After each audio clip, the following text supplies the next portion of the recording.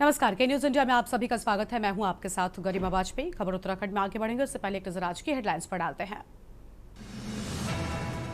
घर घर स्वदेशी का लोगो हुआ लॉन्च। सीएम धामी ने कहा, यह केवल एक नारा नहीं बल्कि आत्मनिर्भर और विकसित भारत की नींव।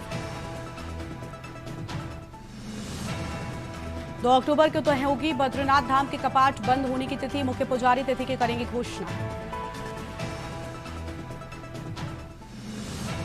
जब तक जीवित हुए एक छात्र को मिलेगा न्याय। सीएम पुष्कर सिंह धामी बोले, छात्रों के हित में सीबीआई जांच से भी परहेज नहीं।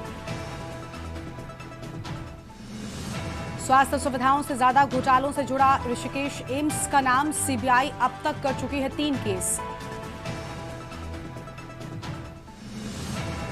देहरादून, टिहरी व उत्तरकाशी में पीजीएनए टीम का सर्वेक्षण पूरा। क्षति का आकलन कर केंद्र को भेजेगा प्रस्ताव।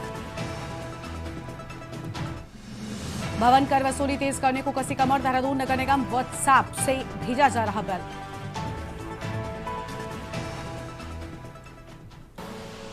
आप देख रहे हैं के न्यूज, खबरों का सारथी। रुक करते हैं खबरों की ओर। देहरादून से बड़ी जानकारी आपको हम बताते हैं, जहां पर सीएम पुष्कर सिंह धामी ने बहुउद्देशीय शिविर रथ का किया फ्लैग ऑफ। सीएम आवास से सीएम पुष्कर सिंह धामी ने वाहन रवाना किया है। अलग अलग गांव में 125 दिनों में लगेंगे 240 शिविर। लोगों की समस्याओं को किया जाएगा तत्काल निस्तारण। बड़ी जानकारी आपको हम बता रहे हैं। और 31 जनवरी 2026 तक चलेगा ये शिविर अभियान। अहम खबर आपको हम बता दें, जहां पर 31 जनवरी तक चलेगा शिविर अभियान और लोगों की समस्याओं का किया जाएगा तत्काल निस्तारण। अहम जानकारी आपको हम बता रहे हैं, सीएम पुष्कर सिंह धामी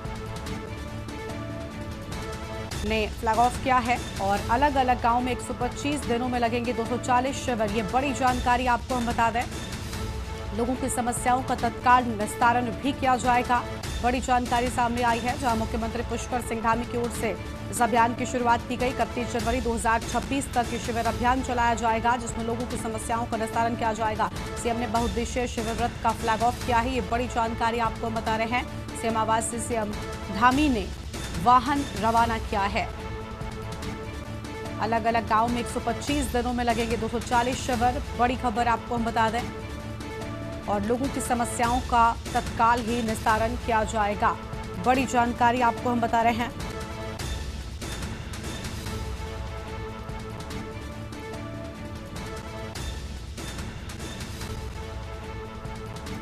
अलग अलग गांव में लोगों की समस्याओं को सुनकर उनका निस्तारण किए जाने की बात सामने आ रही है। लोगों की समस्याओं का तत्काल ही निस्तारण किया जाएगा। 31 जनवरी 2026 तक चलेगा ये शिविर अभियान। बड़ी जानकारी आपको हम बता दें, मुख्यमंत्री की ओर से इस अभियान की शुरुआत की गई और बहुउद्देशीय शिविर रथ का फ्लैग ऑफ भी मुख्यमंत्री की ओर से सीएम आवास से किया गया है। सीएम आवास से सीएम पुष्कर सिंह धामी ने वाहन रवाना किया है। बड़ी जानकारी आपको हम बता रहे हैं। और अगली खबर आपको देहरादून से बताते हैं, जहां पर सूबे के मुख्यमंत्री पुष्कर सिंह धामी आज अपने विधानसभा स्थित कार्यालय पहुंचे। इस विषय पर बात करते हुए उन्होंने कहा कि विधानसभा सचिवालय जनता से मिलने का एक माध्यम है, ताकि जनता के कार्यों को समझा जा सके और प्रदेश के विकास की गति को आगे बढ़ाया जा सके। विधानसभा सचिवालय एक केंद्र है। मेरा हमेशा प्रयास रहता है कि मैं सचिवालय के साथ साथ विधानसभा भवन में बैठ सकूं, ताकि सरकारी कार्य को और जनता की समस्याओं का निस्तारण भी आसानी से हो सके।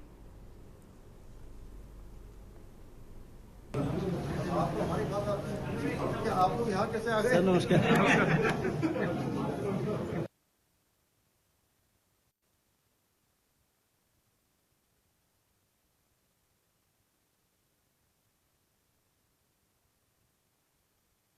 देखिए, विधानसभा और सचिवालय ये हमारे जनता से मिलने के और रोजमर्रा का जो काम है उस काम को आगे बढ़ाने का, उसका समाधान करने का एक स्थान है। और इसलिए मैं बीच बीच में प्रयास करता हूं कि सचिवालय के साथ साथ विधानसभा में भी आकर आप सब लोगों से मिलूं, आम जनता से मिलूं, सामान्य जनता से मिलूं और सरकारी कामकाज भी यहां से करूं। युवाओं के धरने में अक्सर पॉलिटिकली पूरा दिख रहा है कांग्रेस के। अगली खबर है उत्तरकाशी से, जहां पर नवरात्रि के मौके पर उत्तरकाशी के बटकोट में युवा व्यापार मंडल के द्वारा आयोजित मां भगवती के जागरण में रविवार को रात श्रद्धालुओं की भारी भीड़ उमड़ी है। कौशिक एंड पार्टी विकास नगर की भजन संध्या ने माहौल भक्तिमय बना दिया। परमार्थ विजय पब्लिक स्कूल टोनालका के दिव्यांग छात्र छात्राओं ने भी सुंदर प्रस्तुतियां दी, जिन्हें समिति के द्वारा सम्मानित किया गया। कार्यक्रम में शिव तांडव और हनुमान जी के दृश्यों ने दर्शकों को देर रात तक बांधे रखा। नगर पालिका अध्यक्ष विनोद डोभाल और व्यापार मंडल अध्यक्ष धनवीर रावत ने आयोजन की सराहना की है। को सहयोग करना चाहता है।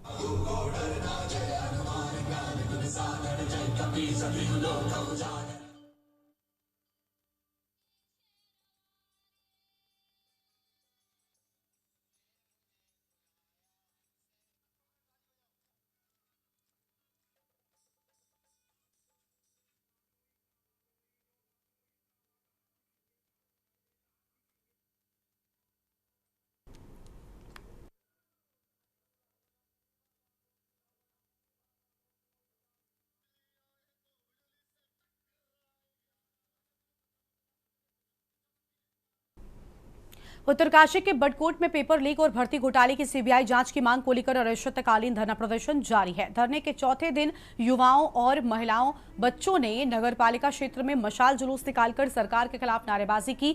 आंदोलन का नेतृत्व कर रहे महावीर पवार ने कहा कि जब तक जांच पूरी नहीं होती आंदोलन जारी रहेगा। प्रदर्शनकारियों ने इसे युवाओं के हक की लड़ाई बताया और सभी से सहयोग की भी अपील की है।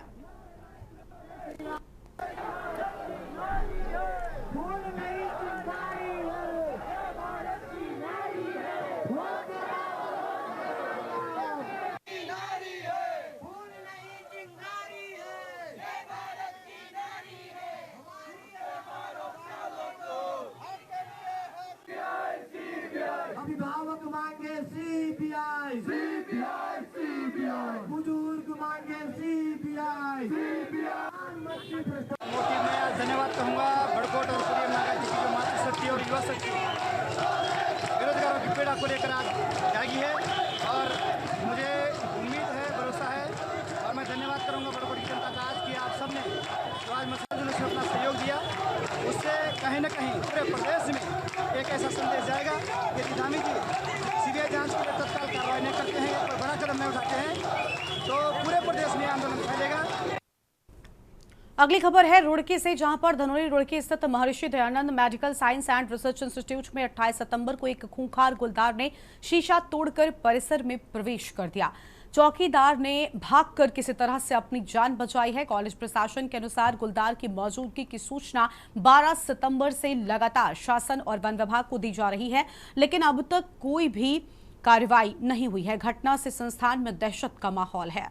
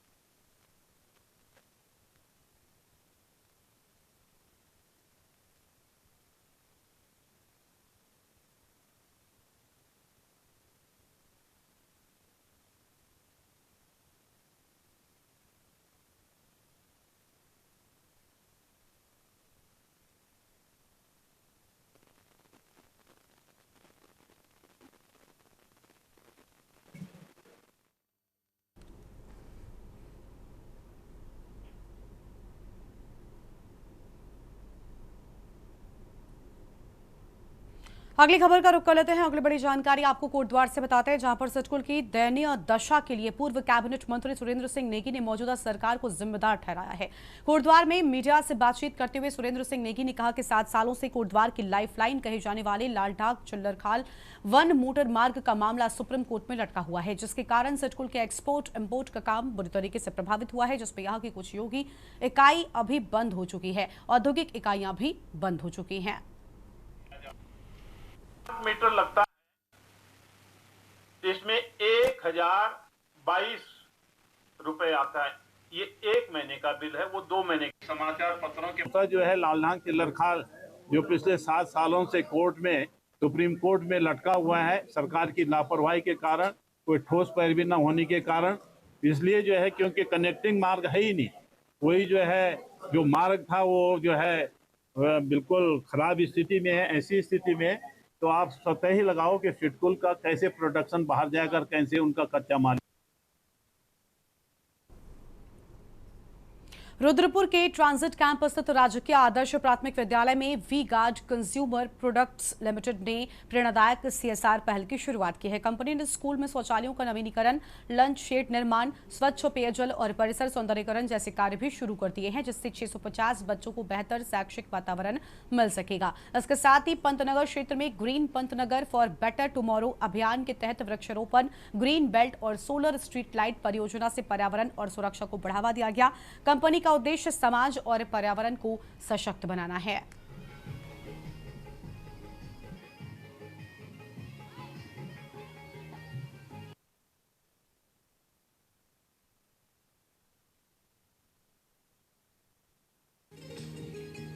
खातिर हमारे दूर से चल के जो आप आए, स्वागत है दिल से आपका।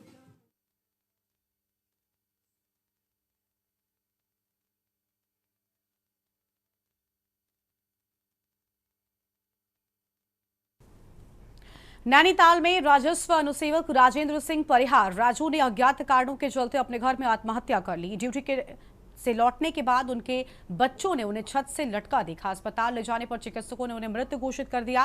राजू पिछले 15 सालों से तहसील में सेवा दे रहे थे। उनके 2 बेटे भारतीय शहीद सैनिक विद्यालय में पढ़ते हैं और आत्महत्या के कारणों का खुलासा पोस्टमार्टम रिपोर्ट के बाद ही हो सकेगा।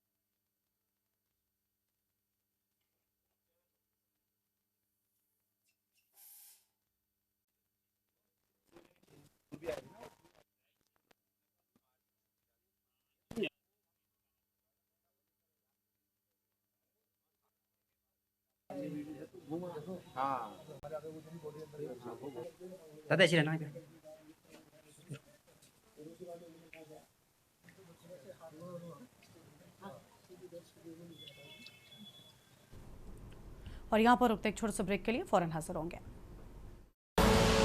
आप देख रहे हैं के न्यूज, खबरों का सारथी। ब्रेक के बाद आप सभी का स्वागत है। खबर है देहरादून से, जहां पर चारधाम यात्रा में दर्शन करने वाले श्रद्धालुओं का आंकड़ा 45 लाख के पार हो गया है। बारिश से राहत मिलने के बाद यात्रा फिर से रफ्तार पकड़ने लगी है। तो वहीं केदारनाथ विधायक आशा नौटियाल ने कहा कि बारिश के बाद एक बार फिर से पवित्र यात्रा की शुरुआत हो चुकी है। हर दिन करीब 10,000 से अधिक संख्या में श्रद्धालु बाबा के दर्शन करने आ रहे हैं। तो वहीं सड़क मार्ग भी थोड़ा टूटा हुआ है, लेकिन जल्द ही सभी यात्रा मार्ग को सही कर दिया जाएगा।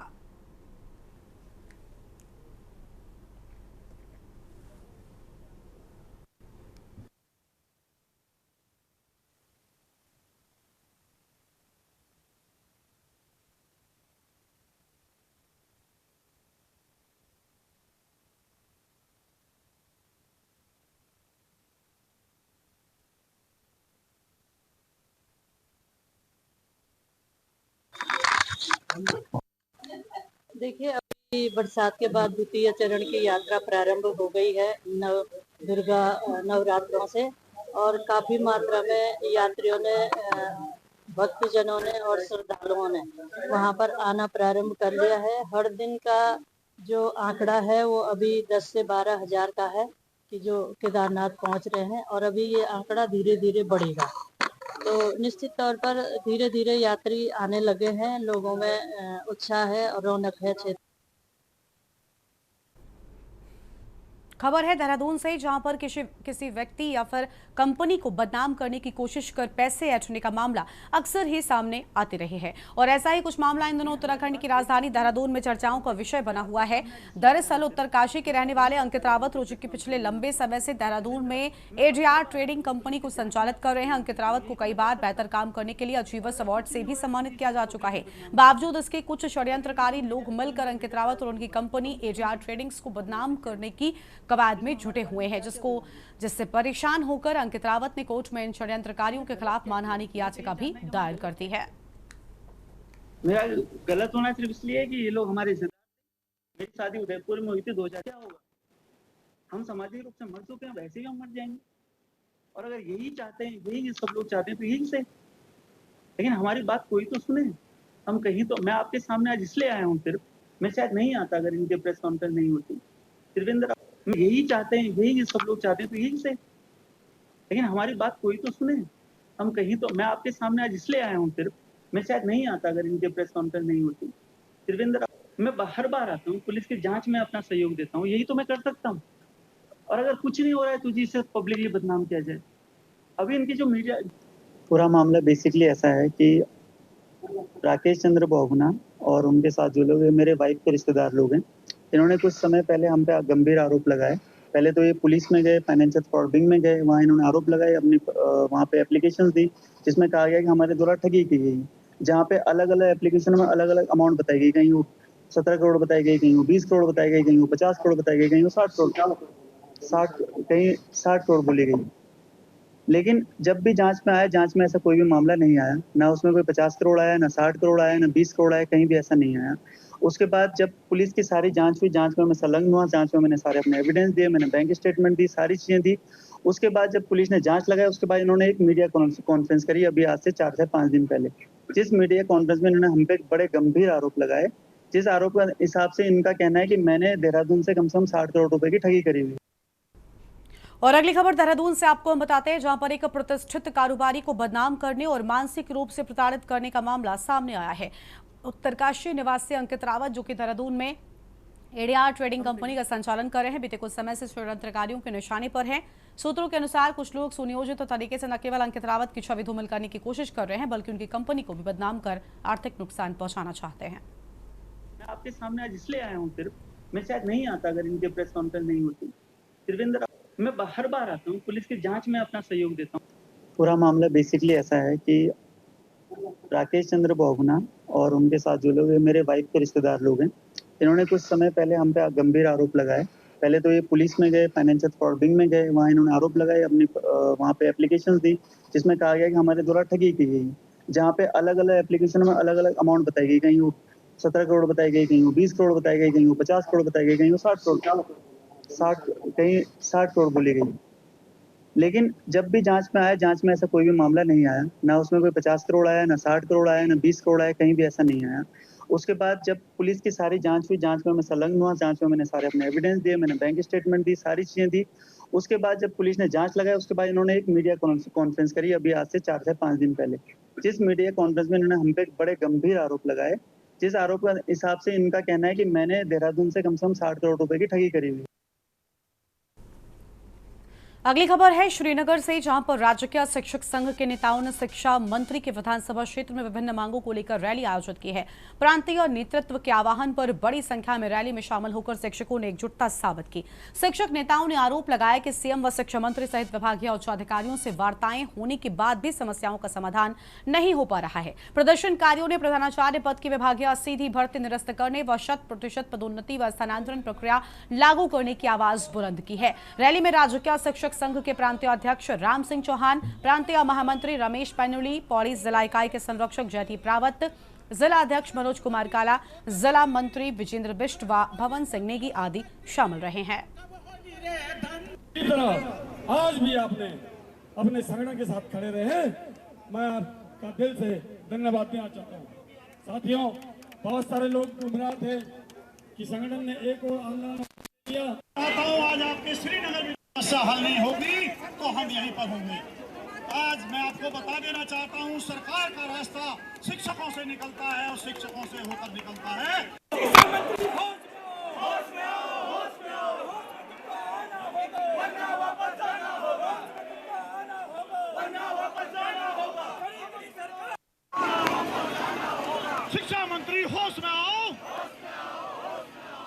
मुख्यमंत्री होश में आओ, वरना तुमको जाना। बिचारी रंगा मोला कर बाजू रंगा लगे हालो रंदा बोल लगे हालो रांदा लगे हालो रंदा बोल लगे हालो रांदा। अरे हमारी पदोन्नति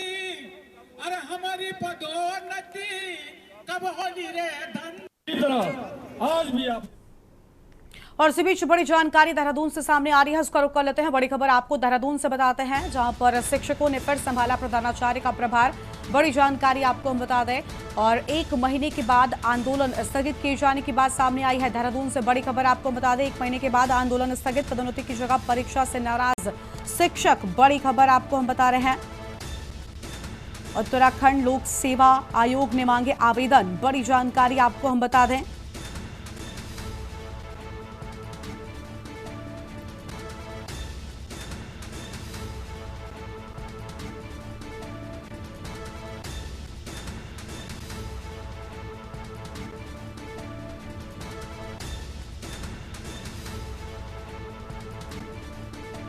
बड़ी जानकारी आपको बता रहे हैं, लंबित मांगों पर विभाग से अहम बातें सामने आई हैं। देहरादून से बड़ी जानकारी, शिक्षकों ने फिर संभाला प्रधानाचार्य का प्रभार। बड़ी जानकारी आपको हम बता दें, शिक्षकों की ओर से एक बार फिर से प्रभार संभाला गया है। 1 महीने के बाद आंदोलन स्थगित किए जाने की बात सामने आई है। बड़ी खबर आपको हम बता रहे हैं।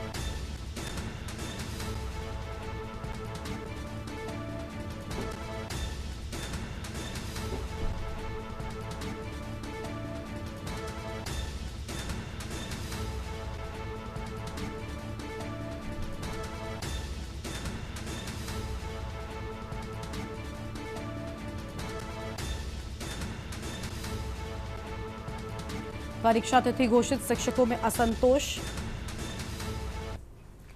और अगली बड़ी जानकारी चमोली से आपको हम बताते हैं। इसी बीच चमोली से बड़ी खबर सामने आ रही है, जहां पर विजयदशमी पर तय होगी कपाट बंद होने की तिथि। चमोली से बड़ी जानकारी आपको हम बता दें, और 2 अक्टूबर को होगा भव्य धार्मिक आयोजन। बड़ी जानकारी आपको हम बता रहे हैं, 2 अक्टूबर को भव्य धार्मिक आयोजन होगा। धर्माधिकारी और वेदपाठी करेंगे पंचांग गणना। चमोली से बड़ी जानकारी आपको बता दें, बद्रीनाथ धाम में दोपहर बाद होगा समारोह। अहम जानकारी आपको हम बता रहे हैं, दोपहर बाद होगा बड़ा समारोह। 2 अक्टूबर को होगा भव्य धार्मिक आयोजन, ये अहम जानकारी सामने आई है। बड़ी खबर आपको हम बता दें, धर्माधिकारी और वेद पाठी करेंगे पंचांग गणना।